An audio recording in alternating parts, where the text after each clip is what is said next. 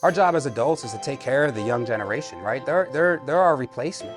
By hiring and showing these kids that, I don't expect you to be in my company forever, but I want you to make sure you take something that changes your life forever when you work for me. All right, kids, how are we doing? Doing well.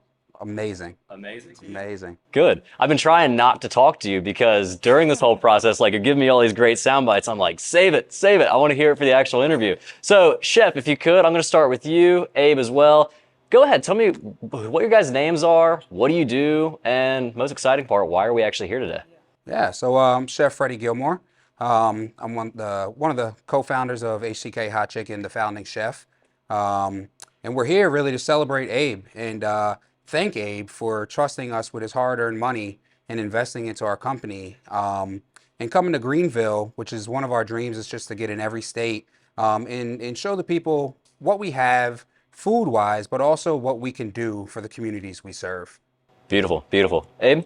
Yeah, so I'm Abraham Rizek, and I am the owner and franchisee of HCK Hot Chicken here in Greenville.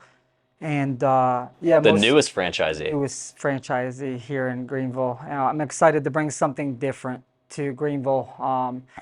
I'm very passionate about HCK and had the opportunity to do a few other things before HCK came about. But when I made that first trip to Virginia at corporate store to talk about the brand, what they have to offer, the energy, the hospitality was different. And I just felt like this was it, the environment, their motto, and the quality of the way they do things was very important. So, yeah. Awesome, man. This has to be a pretty exciting day for you because we're doing not the soft launch, but kind of like the little test run today. So, I mean, how are you feeling right now? Nervous, overwhelmed, excited, but I'm honestly ready to get this show on the road. Absolutely. Is this the normal feeling that a new franchisee has? Yeah, and I love the feelings, right? They're natural feelings. Because you've had to have had that feeling when you were opening up the first restaurant. Yeah. So, and you want to embrace that, right? You want to embrace the suck. You want to embrace the good, the bad, the ugly, because it's all a learning process, right? And as we look back, this started in November of 2020. And I've learned so much from that when I talk to franchisees, I can help them get through the struggles, but also understand the struggles so that, time and time again, you're going to go through it, right? And that's part of being an entrepreneur. That's part of being an independent business owner, right? And you want to enjoy that, right? You don't always want to enjoy just the high roads. You want to enjoy the low roads. So when those high roads come, you take that to a whole nother level and you're able to level up every time. Now, tell me the origin story of HCK Chicken. Yeah. So, I mean, you're the co-founder, correct? Who'd you find it with? What was the start? Tell me all about it. Yes, sir. So Anthony Sorego, Mike Sorego, two other co-founders, father and son duo. They came to me and said, "Hey, we wanna get this. We have this idea." Mike had an idea. His son lived with him at the time because it was COVID. So they would go on walks and talk about this. And they knew they needed a chef to really bring it full circle. So we came together. We met in September of 2020. We opened our doors November 15th of 2020. First time I ever met them was 3 months prior to opening, and we just hit the ground running. Now, with that said, they wanted Nashville style hot chicken, and with that, I wanted to make sure that we weren't just focused on food all the time. The hospitality field was at an all-time low. America was at an all-time low. We needed to start focusing on people again. And we needed to make sure that the hospitality field understood that we can serve great food, especially the restaurant industry. We can serve great food all day long, but if people don't feel appreciated, don't feel wanted, needed, don't feel the love through the food and the ambiance in the restaurant, then we're going to do it all wrong. And this is not going to mean anything, right? So when we opened, we said, you know what? Our motto is going to be unity through food. We're going to bring in all walks of life during this hardest time in America right now that we know in our life.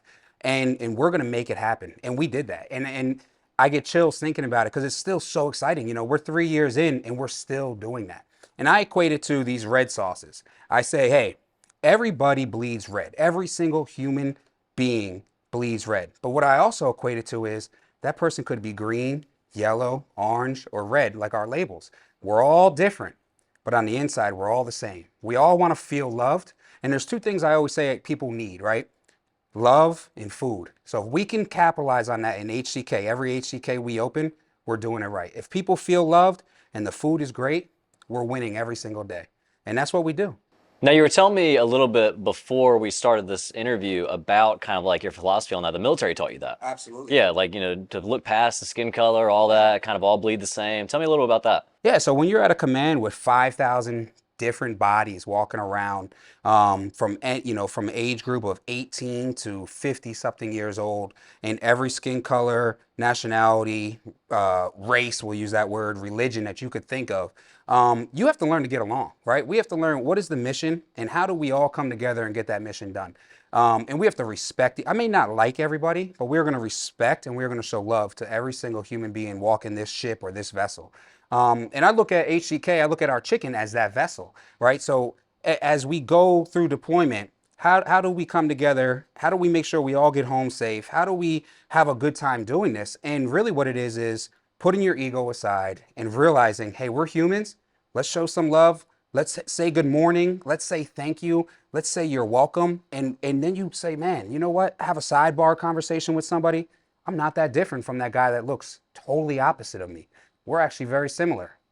Wow, that's amazing. And then you start to form little crews that go out in the ship around the deck plates, and you say, hey guys, today we're going to go over to engineering and we're going to show them how strong we are as a team, and we're going to build this team. Then we're going to go over to the IT department, and engineering is going to come with us. And eventually you left 5,000 separate, and we come back 25 together, right? 2,500 together, because we just formed two teams and we came together as one team, right? So our whole, we leave separately, we're all upset, we're all going through the same thing. We got to leave the wife, we got to leave the kids, we got to leave loved ones, and we came back as a family. And that's what HCK is about. How do we build families with our franchisees, with the franchisors, and then with our customers? And the number one thing franchisees and myself having two corporate stores, we have to remember is we are nothing without the employees that are working for us day in and day out. Nothing. I am nothing without the original crew that started in Woodbridge, Virginia with me. Nothing. This would never have been a franchise if those guys didn't grind and get in there with me day after day to make sure we could get to the level we're at now. A beautiful answer, man. Abe, that has to speak to you too, because I mean, you come from a diverse background as well. And I mean, now owning a franchise like this and the other businesses that you operate as well, I mean, you can't just be like one sided the whole time. Speak a little bit on that for me a little. In the past, I was in the car business for 6 years. It's where my whole business journey kind of started. And after about 6 years of getting into the car business, I decided that I kind of wanted to just do something on my own. I got into the finance world for a little bit. And then I started doing a little bit of private equity, silent partner investing with a few people. So you've had to deal with every walk of life. Exactly, right. And then when HCK came about, I've always wanted to do a brick and mortar, right? And when HCK came about, I knew this was it, right? Because of everything that we had to offer from start to finish. As Chef said, when I found out that our motto was bringing unity through the food, that's what I probably loved the most about that, right? Everybody within the company from top to bottom is extremely passionate about everything that we do inside the kitchen, outside the kitchen, and even when we're not at work, right? To me, what's really important with bringing unity through the food is regardless if a customer comes in and buys a $3 side of French fries, or if you have somebody coming in to do a $4,000 cater order, as long as that person walks in with a smile and walks out with a smile, that's what's important to me. Right. Because at the end of the day, that's what really matters. That's it. Yeah, because I mean, anyone that comes out of this restaurant satisfied is going to tell other people like, hey, this new place, this new chicken spot, you got to check it out. And that's what's important. So, and I'm just overall excited, man. It's going to be something that not only Eastern North Carolina residents know about, but I'm hoping that one day the entire world knows about HCK, what makes us different, and they come in to get that experience and be able to see exactly what makes us different. So, yeah, man, I'm excited to try the food Appreciate too. that. No, and you've been really, I appreciate you. I appreciate your wife as well. You guys have kind of been through this journey with me, and being able to talk about it with me, kind of let you guys know where I am with the process. So I appreciate you and Amanda as well for doing that. Well, the thing that I'm really excited about is, like I said earlier, we just got back from a cruise, and on the boat they had Shaq's hot chicken up there. So man, I've been eating hot chicken all week, and I'm ready for some more. So now that I don't have it on the boat, now I got a local spot that I can go to that I'm really banking on. So, man, Chef, tell me about this. Were you always in the food service industry? Like, how did that military transition happen? I mean, Food saved my life. The culinary world, the hospitality world saved my life. Grew up first generation biracial. Had a lot of racism I dealt with in the school systems. Even some family members just didn't understand, I was lighter than them or I was darker than them, depending what side we're talking about. And I got into a lot of fights growing up, or arguments, and a lot of aggression, built up aggression, because I couldn't find my own identity. And so junior year of high school, I actually went to vocational school, which was at a local community college, and I went for culinary arts. So I was going to school and with adults. I was going to school with adults, and I'm just a kid, a 15, 16-year-old kid going to half a day culinary school, getting credited for this, college credits. But what I realized was I was with people that understood me, and that was because all walks of life are in the hospitality field. All walks of life are chefs or line cooks or chef de cuisine or whatever level you're at in your culinary journey. And I felt accepted. And I said, wow, this is it. And I had chef instructors that literally have told me, like, hey, man, there's nothing else I can teach you. You just have a God-given talent. And I believe I do. And my thank you to God is opening restaurants and being able to shed my talent and my experiences, and let people know, this is, we have a bad name sometimes in the restaurant, like it's a dead end job for somebody. And it's not. It is a career. It is a challenging career, but a rewarding one at that as well. So yeah, I went to culinary school. Got into the real industry very young, worked my way up to an executive sous chef. 08, 09 hit, and that recession really hit us hard, especially in New Jersey. People just weren't going out to eat anymore. And I was out drinking with some buddies one night, and I said, man, I'm going in the Navy. And went and took the ASVAB, and they were like, oh, you got a decent ASVAB score. You don't need to be a chef. You don't need to be a cook in the military. I said, that's the only asset I will bring to the table, and I want to serve our country, and I want to serve it through serving my food. And that's what I did. So I joined the United States Navy. I worked my way up to being a United States Navy chief in 8 years, which is pretty good timing. And I was fast tracking everything. I was the lead trainer for the United States Navy Culinary Arts team. I was a catering chef at the White House, and then I worked for 3- and 4-star admirals and generals as a personal chef. Taking care of foreign dignitaries, doing events on post, off post, and I had a great time. And then when HCK came about, I had about 2 years left on my contract, and I said, I think I've done what I wanted to do in the military, and it's time for me to go still continue to serve America. But right now I want to serve the communities that I think need me to be there. And I love traveling. I love opening up stores. I get to touch other people. I get to touch 15, 16-year-olds that may need that discipline, that standard being set in their life. I get to talk to franchisees to get them to hire the people that need help, that want to, just need a chance, right? Because Freddie Gilmore needed a chance, and somebody gave me that chance, and I owe it to them to give it back. So each one teach one is kind of how I live, and I think culinary arts just brings people together. Did you ever see the movie Pearl Harbor, the original one? I have. How much of an impact did Cuba Gooding Huge. Jr. have on Huge. you? It was huge. It's literally the same exact, this outfit and everything. Yeah. No, it was a great movie, and it was also filmed in Bayonne, New Jersey. Shout out to New Jersey. So yeah, it was. It is a huge impact on me. But again, a race story there too, right? It was. But look how food and just being in that world brought people together, right? And I've seen that in the Navy too. Don't get me wrong. There's some racism in the military too. And we walk around the ship and, hey, cookie, and I'm like, man, it's not the 50s, brother. We're not doing that. And you gotta set that standard and make sure people understand who you are. And you're gonna respect what we do. Being a culinary specialist in the Navy, we're the heartbeat. We feed people 4 times a day. If you don't eat, we're not getting this mission done, right? So you're gonna respect what we do. You know, we're not just cooks and we're not just making slob.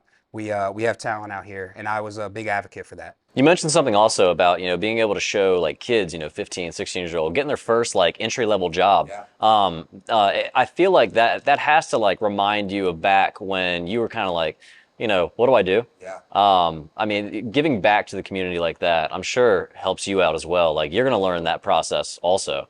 I mean, how's that stuff make you feel? You know, I don't like to say it makes me feel good because I don't want people to think I'm doing it for the feeling.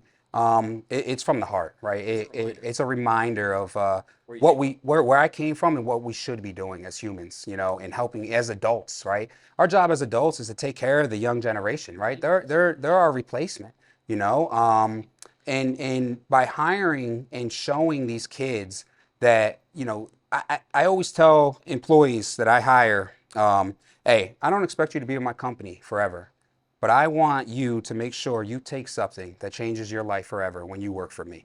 And how can I help you get there? How can I be that person to get you to the next level in your life? Whether it be me trying to help you get into school, whether it be, just call me, if I'm just like a big brother, big sister to you, big, that type of program, mentorship, right? Being able to get off your phone for 4 to 6 hours and talk to people, right? You are setting yourself up from your peers like nobody's business when you go into the real world, the corporate world, whatever it is. Having eye contact, being able to mitigate situations, being able to please people, right? These are skills you need in real life, because outside these doors, it's real life. It's mean out there, and you need to make sure that you know how to make it not so mean, right? And how can we help the employees? Also, we want to give opportunities. We have designed a process that we can hire people with disabilities as well, right? And Abe showed up and showed out with that. He hired a deaf woman who is one of the best employees I've ever seen when I went and trained. So intelligent. But Abe called me and said, "Hey, chef, how do you feel about that?" "How do I feel, Abe? You just made me feel so good. You saw the vision and you just took it a whole nother step." Right? And he went out of his way to get interpreters in here to make sure she felt comfortable. And so that's what HCK is about. To the point where I said, man, I want to hire deaf employees everywhere we go. And I want to take her, since Abe gave her an opportunity, I want to give her an opportunity to become part of HCK training team and go train the deaf employees that we hire at every corporate store, every franchise store, right? And that's what it's about, man. Like, people need opportunity, and we have the opportunity, So it's just remarkable. Again, this is not about chicken. Yeah, we serve chicken. Chicken is just our vessel to people's hearts and minds, Yeah. And the thing is, too, is that I don't think that people really take into account how important that first job is for someone. I mean, I remember my first like real job was working at a car wash in high school. And I mean, that helped me learn how to talk to people. Like, I wanted to get tips from it. So, telling them what I did to their car. I cleaned your rims. I cleaned all your windows inside and out. I got the door jams, all that stuff. And that kind of made me now to where I can just easily talk to people and all that stuff. So being able to have that outlet, especially being able to hire people with disabilities too. I mean, that's a beautiful story right there. Yeah, do you have like anything on the background of that? Yeah, so I got 2 applications. It was crazy. I've got, it was one night sitting on my laptop at home, I got 2 applications, and I'm looking and they both got the same name. So I'm like, hold up, they've got to be sisters. But they're both emailing me back and forth. And one of the sisters had emailed me and said that she was deaf. But at this point, I still didn't know if they were sisters or not, because I figured that maybe one may email me for the other or whatever to try to set something up. And so I ended up responding back to both of them and set up an interview. And I'm a firm believer that everybody deserves an opportunity, regardless of the way we talk, regardless of the way we walk, regardless of what we look like. And I set up an interview. One car pulls up, and both of them, 2 girls, get out the car. And she came in here and said that she was here for an interview, and her sister was here for an interview as well, and started doing sign language. And that right there was a great feeling to me. And I sat down during an interview asking questions, all that good stuff. And I can genuinely tell that this girl wanted an opportunity. She's applied to, I think, 10 to 12 different places. I was about to say, I don't want to speak for her, but I'm sure that right. she's tried multiple places that just Yeah. maybe turned her down because of that. And that's the biggest issue, right? She can see, right? She's got 2 hands just like we do. She's got 2 feet. she's still capable, right? And I just knew that I wanted to give her that opportunity. I can see how sincere and genuine that the way she looked, and I pulled the trigger right there. Before they walked out the store, I actually offered both of them the position.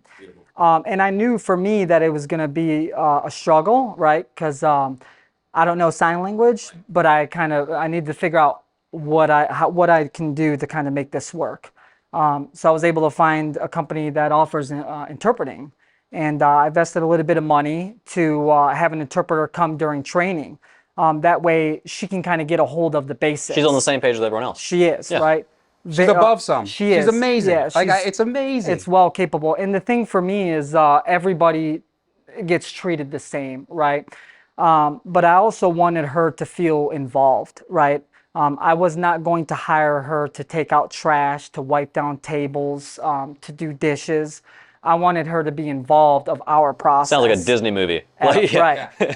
So she's actually going to be helping with food prep, which is an extremely, to me, the food prep, our prep people is the heart of heart of my restaurant, right? It all starts with them. The product that we serve to our customers is because of them.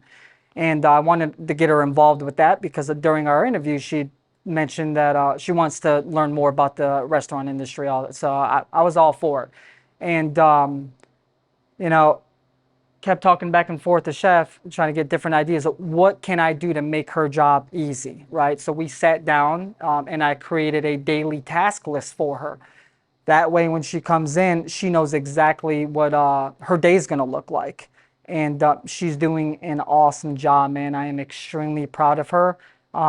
Chef brought up the idea of as we start to expand, giving her that position to go in and train other franchisees, their employees, hire people with disabilities, right? Give them that opportunity. And one day we're hoping that we can give her that opportunity to go and train people that are deaf.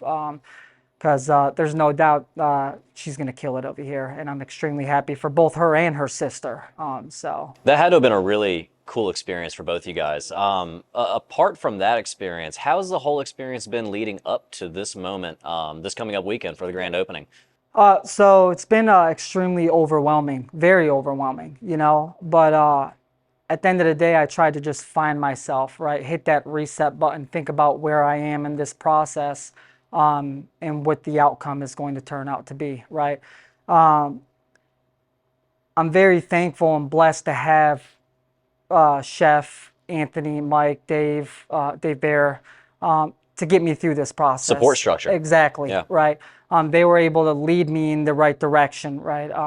If there was any point in time that I needed help with anything, all I had to do was pick up the phone, and they were one phone call away, So the support system throughout this journey has been wonderful. And then my beautiful fiance too, she, it's important for me to have somebody in my life that is able to support me in what I'm extremely passionate about, and she's that person.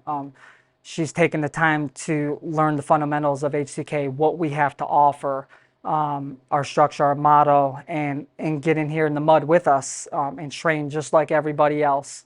So yeah, I mean, it's been a long journey. It's been very exciting. There's been ups, there's been there's been highs, there's been lows. But at the end of the day, I was able to kind of just find myself, hit that reset button, and go from there. And Chef has been an awesome mentor to me. I look up to him like my older brother. He's gotten me through many, many stressful days. There's times where I cry at night. There's times where I would leave this building after here 12, 14 hours a day and just look up, look around and sit back by myself and cry just to think about how far I've been able to come along with this process. So it's been very overwhelming, but I'm excited, man, and ready to get this show on the road for sure. So, yeah. What's the approach to developing a franchisee and making sure that once grand opening day comes, they're ready to go? No holds barred, they're ready to go. Yeah, so every approach is different, right? You have to know your people as a leader, right? And as a franchisor, that's what I am, a leader.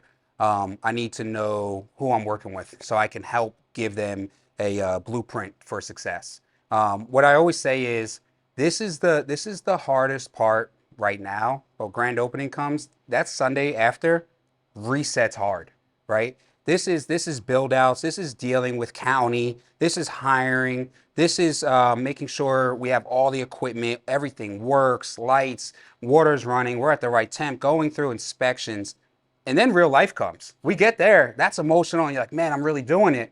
And then that Sunday after, when the training team packs up and we leave, really's like, yo, now we're gonna see what you got. And the scary part about all that too is that, especially with retail, the restaurant industry, is that grand opening, you're gonna be packed. Yeah. But the thing is keeping that consistency going, and that's the scary part. Yeah, how do we capture that clientele and make sure they come back? And again, so franchise-wise, we have to make sure we help them with that. That's our job. Franchisees trust us with a lot of money. And my job, I am obligated to make sure that we give them all we got from all sides of coverage, whether it's media marketing, whether it's our app program, whether it's hiring and firing, explaining to them that just as important it is to hire, it's as important.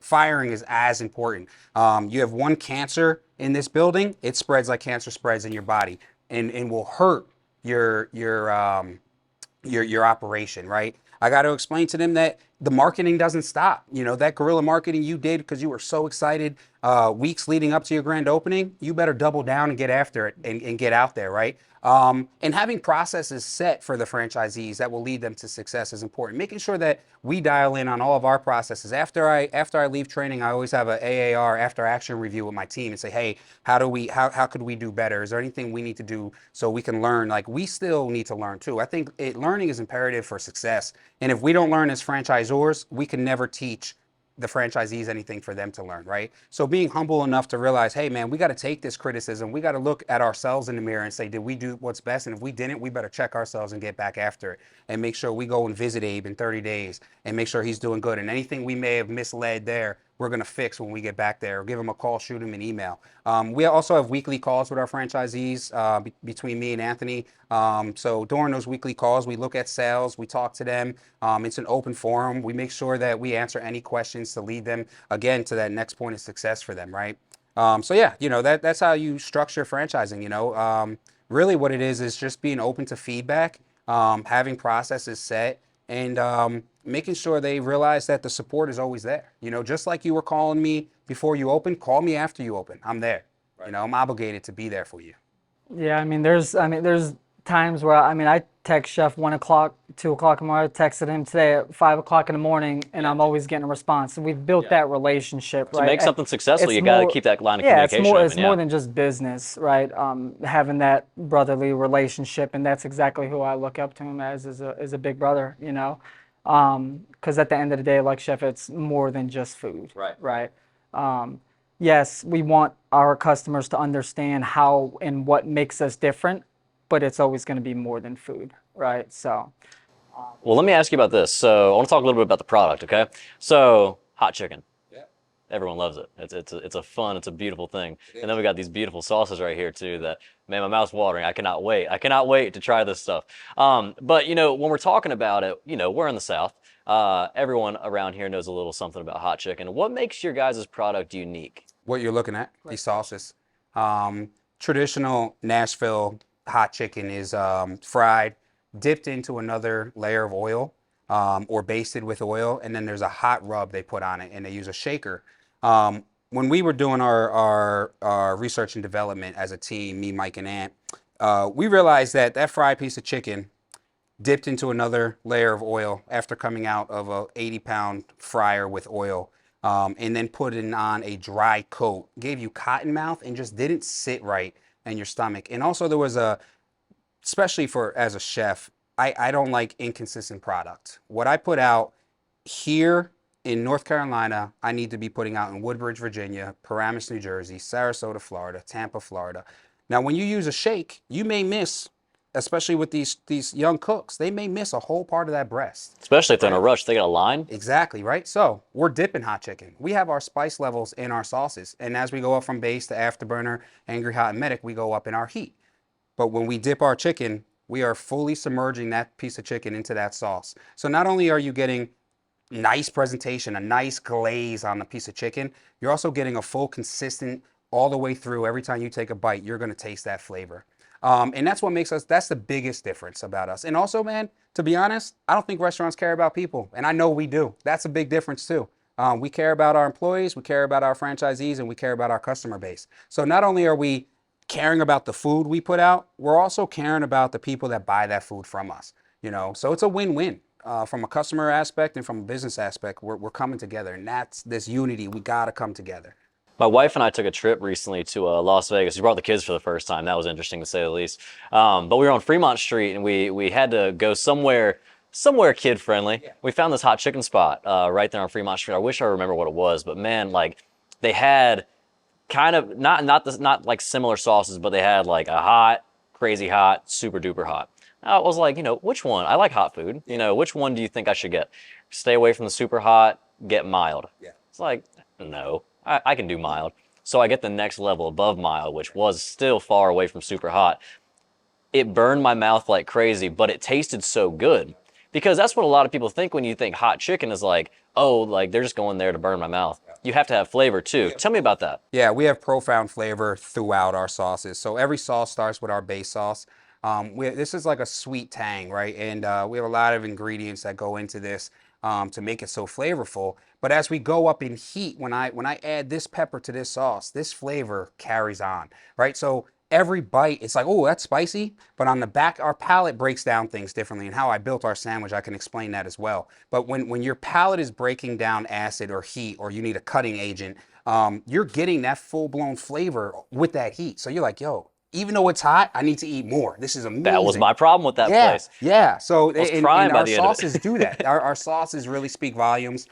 We really took a long time dialing in on that, making sure, as a group, the original founders, we took our time really making sure that this stands out and that this can never go away and that people are going to enjoy this and appreciate what we put into this.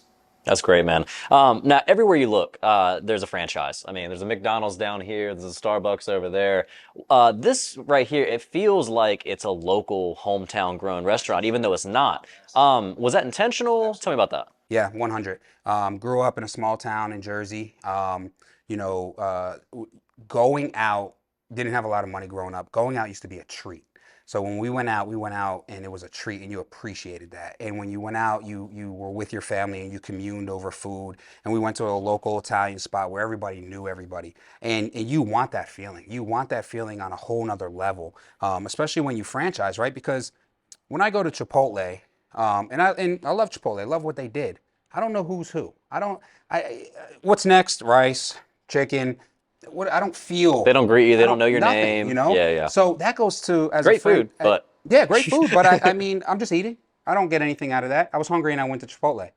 When you go to HCK, I want you to be hungry, but you left feeling better than you came in. I changed your day, and we trained the franchisees on that. We've turned a lot of franchisees away. We have said, hey man, I don't think it's for you because you're not going to carry on our legacy that we're building. You're not going to make this the mom and pop franchise in Greenville, North Carolina. You're not going to make this the mom and pop franchise in Brooklyn, New York. It's not for you because this is not a money grab. If you're in this for the money, you're in it for all the wrong reasons. This is a family grab. This is a unity grab. This is making a difference. Will the money come? Sure, it will.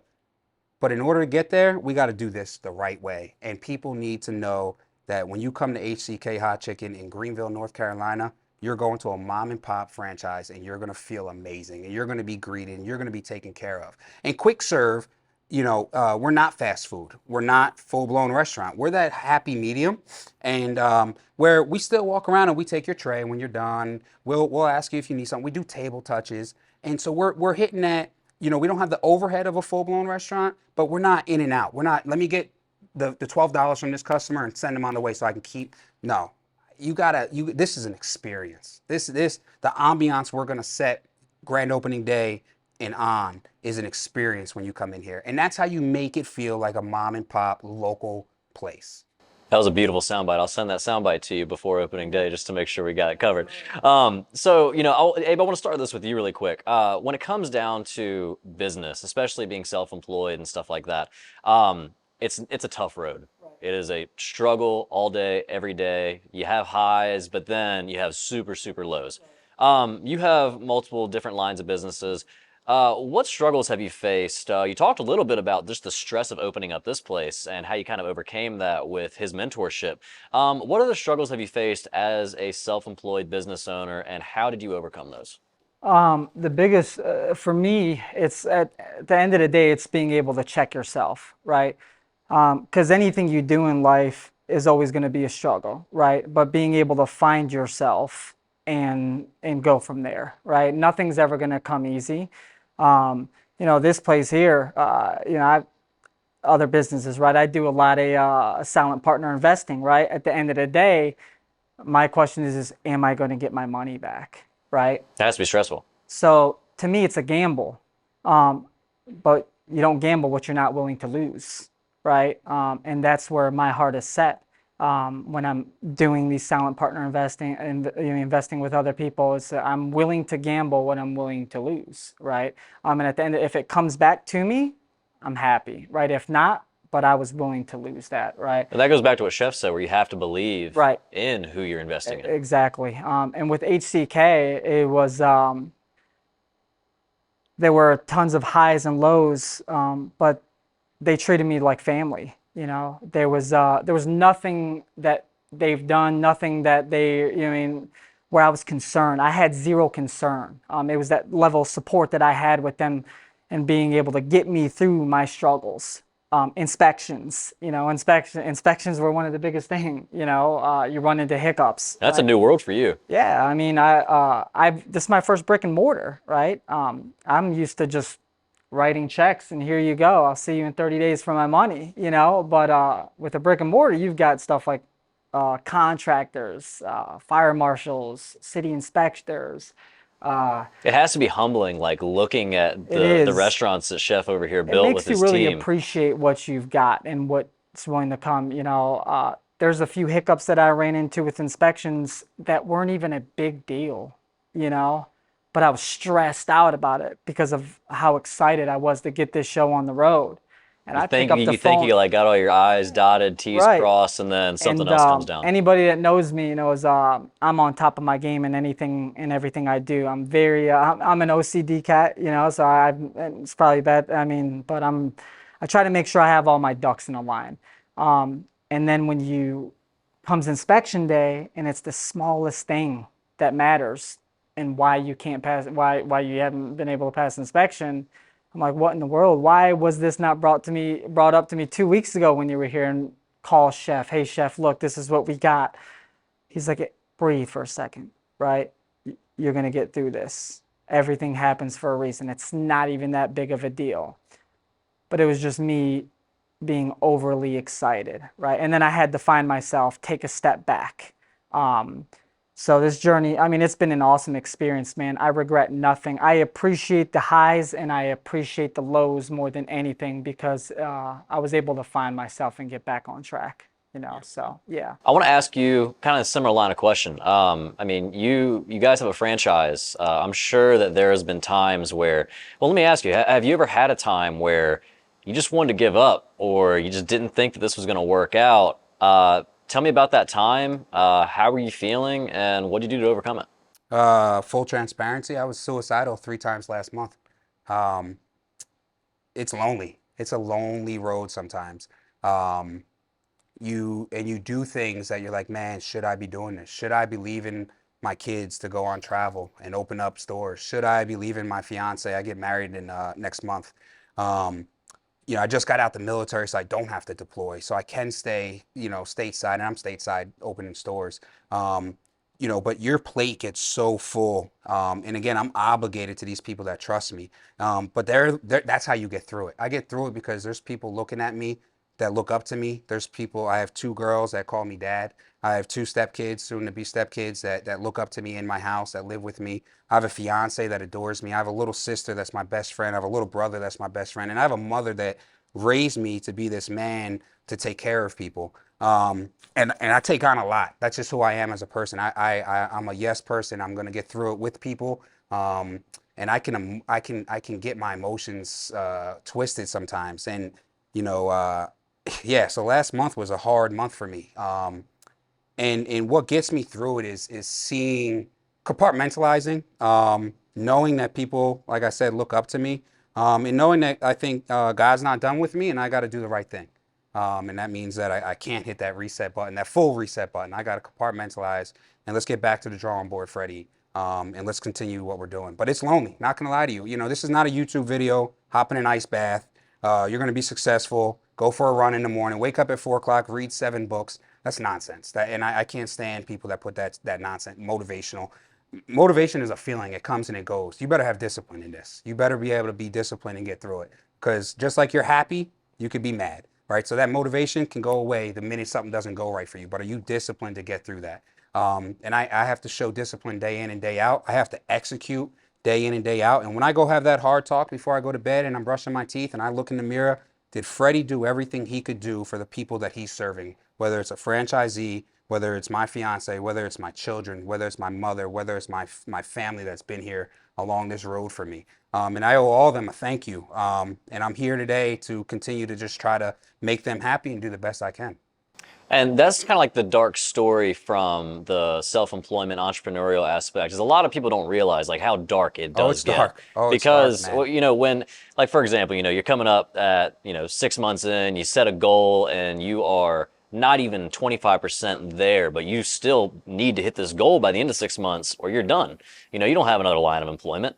And then you eventually reach a point. Corey, our friend, you know, he told me, I've been doing this now for 12 years. And I remember I hit my 10-year mark. He was like, well, congratulations, you're officially unemployable. And that hit home for me. I remember that. I was there when he said that. Yep. That soccer game. Yeah, that hit home for me because I'm just like, shit, you know, like if this doesn't work out, he's right. Like, you know, no one's going to, you know, high up manager, CEO is going to hire me if I fail. One, because I fail, but two, because, I mean, I have a track record of not taking orders from people, doing my own thing. So, you know, looking back at stuff like that, there's a lot of pressure that comes with the whole self-employment thing. Yeah. It's dark. It's dark. You got to be all in. You know, there's failure is not an option. Non-optional. You know, you got to hit that reset button. Ask yourself, choose 5 of your friends, right? And ask yourself where you are, right? Surround yourself. You are who you surround yourself with, right? And being able to find that support system that'll get you through regardless of anything you're going through life with business, right? You're gonna have your highs, you're gonna have your lows, but failure is no option. If you're passionate about what you do and loyal to yourself, you will find a way, right? And just by hitting that reset button and circling back around to who you surround yourself with, right? The people that were there for you during this process. Because there's a lot of people out there, especially when you open up a restaurant. Yeah, man, I'm gonna come every single day. It's sad, you know. It's and that's actually been something that's been extremely emotional. I've been very emotional about through this process. You know, I'm very big on supporting local businesses, right?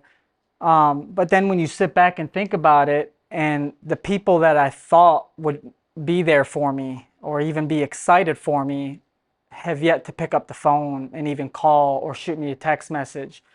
You know, people that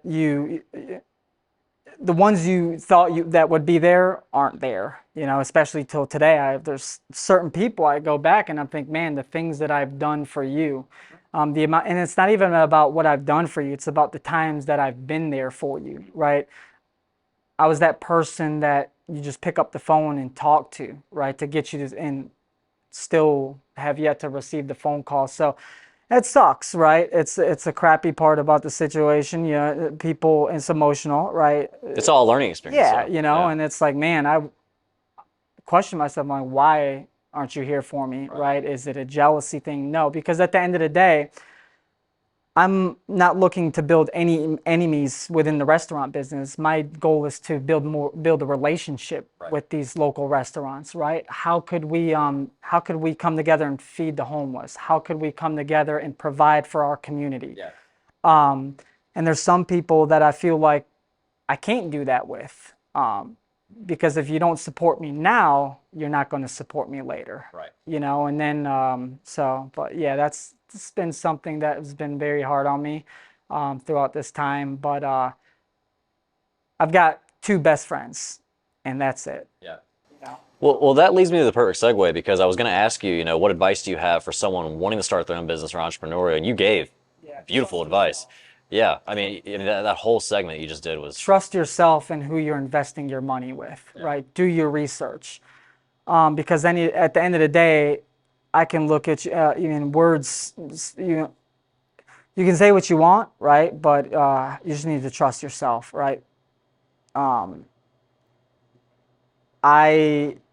am a firm believer of keeping everything to yourself, right? Don't spread the word to anybody, right? Even your bestest of friends, right? Trust the people that you're investing your money with, right? There's a plan for all this, and just keep your circle very small, man. What advice do you have for new entrepreneurs, people that want to start their own business? Take risk, right? Never be scared. Yeah. Because without trying, you don't know. Everybody's scared to take that leap. But you just got to be willing to go all in sometimes, man. Go all in is right. So you need a foundation. You need a support foundation. My biggest advice is if you're married or in a relationship, make sure that that person is going to support you because it's they have to be on board. Because those highs and lows will affect them as well. 100%. And again, make sure you're doing it with the right people, right? Your best friend might not be that right person, right? Business relationship and personal relationship are two different, and I mean two different relationships. And just building a team, right? You got to build a team. I don't care if you have investors or if you don't. If you're going in it by yourself, the whole "I did this on my own" nonsense people preach about, we've done nothing. Human beings have done nothing. Self-made. You're not self-made. Somebody instilled some value in you in life. Your parents, your grandparents, your school teachers that got you to this point. Somebody was on those phone calls with you when you were ready to give up. Somebody said something that put something into your head and said you can do it. So you're not self-made. You didn't come out the womb and say I'm just gonna do this, and appreciate those people, right? A thank you goes a long way. So you gotta thank your kids for allowing you to do this. You gotta thank your fiancés, your wives, your girlfriends. You gotta thank your parents. You gotta thank your best friends when you're having those long night conversations. And they'll ground you. They'll get you back right, So really, it's surround yourself with people that are ready to go through it with you because that is going to be your lifelines. Those are going to be the ones when it gets rough, and it's no secret, are going to get you out of that and continue to see you to be successful. And never forget, the biggest thing is once you do hit that level, whatever that level is, do not forget where you came from. Don't be the arrogant, nasty person because you've made millions or got to a success, whatever success means for you, that you forget who you were before that and go back down and grab somebody and get them up there with you. I'm going to steal this from a client of mine that I see as like a mentor as well. He always talks about, being a humble professional. You have to be an expert in your field and a professional at what you do, but at the same time, you got to be able to be humble no matter what success you reach and look back on how you got there and who helped you get there. That was a beautiful answer as well. Yeah. Man, before we wrap this thing up, guys, I want to know, grand opening day, when people walk out that door after they've eaten in here, what do we want them to say? What do we want them to think? What do we need going through their head? One, I want them to be genuinely just satisfied. From their palate being satisfied, their stomachs being satisfied, and their mental just being at an all-time high. Because you see this with every franchise opening. 100. And it's all different, yeah. It's very different. But the goal is, can we change lives the 12 hours that we're open a day? Whether that be through food, through a conversation, through hospitality, through the music that we're going to play. Are we changing lives? And that's what we want on grand opening day. When the employees clock in and clock out, I want them to feel some certain way, some sense of pride that they love, that they're going to continue this mission we're on. Not hating coming to their job. We want to, it starts for me. Grand opening day starts when these employees come in and clock in for the first real day we're about to get after it. And when they leave, how did they feel? And then it goes to the clientele. When they come in and they're giving us again, man, we're in a time right now where making $20 is hard sometimes. So if somebody's spending $13, $14 on me, on my business, they better feel amazing. Right. They need to feel amazing through our food and through their experience. So when they leave, I need smiles on faces. I need text messages going out. I need Google reviews being posted because we did it. And I truly want people to really understand what makes us different, right? And that goes into me talking really quickly about our menu, right? When you look at our menu is a lot smaller than a lot of other food chains, but we keep that for a reason. You can go to any other restaurant, right? It's easy to add 100 items on the menu, right? But you're losing focus, right? As a customer, it gets confusing. Right. Yeah. You know, so with us, our menu is smaller for a reason. It's because of the amount of effort that we put into the quality of food that we serve to each and every customer, right? We want to make sure that every time an order is being placed, you know that your food is going to be fresh made to order. When you come in the first time and when you come in the 100th time, your food is going to taste the exact same way every single time. And that's what's important to me. You know, I want my customers to know exactly what makes us different. You could go to, throw any restaurants out there, you go get you a burger, right? And you've got lettuce, tomato, pickles, ketchup, mustard. You've got 8 or 9 items on that burger and you lose track, right? But with us, we keep everything simple, but our biggest focus is the quality. Ensuring that your food tastes the same from the first to the 100th time you come in here. And I think people are really going to see that when they come in here for the first time. There's no doubt about that. So Beautiful, man. Anything else you guys want to add about HCK Chicken before we close this thing out? No, I just want to thank you. Thank you for the opportunity. Really appreciate that. And again, we're just ecstatic to be here. And I wish Greenville the best. And thanks for welcoming us. thank you. Beautiful, beautiful. Well, let's close this thing out with, you know, where are you guys located? Where can we learn more about you guys? Where can we learn more about the franchise, the local? Start with you. Yeah. So you can check us out on Instagram, HCK Hot Chicken. Go to our website, www.eathck.com. And from there, you know, we have all of our contacts on there, and you can reach out to us individually if you have any questions. And we're founded in Woodbridge, Virginia. That's our flagship store. So if you're ever on your way to DC, come in, get a sandwich. Beautiful. And locally? Greenville, North Carolina. So I'm located at 920 Criswell Drive, right in front of the Dick's Sporting Goods, next door to Ruby Tuesday. So you can also check us out on Instagram. You can find us on Facebook and download our HCK Hot Chicken app in the iOS App Store. Beautiful, beautiful. Thank you, gentlemen. Thank you. I appreciate you taking the time.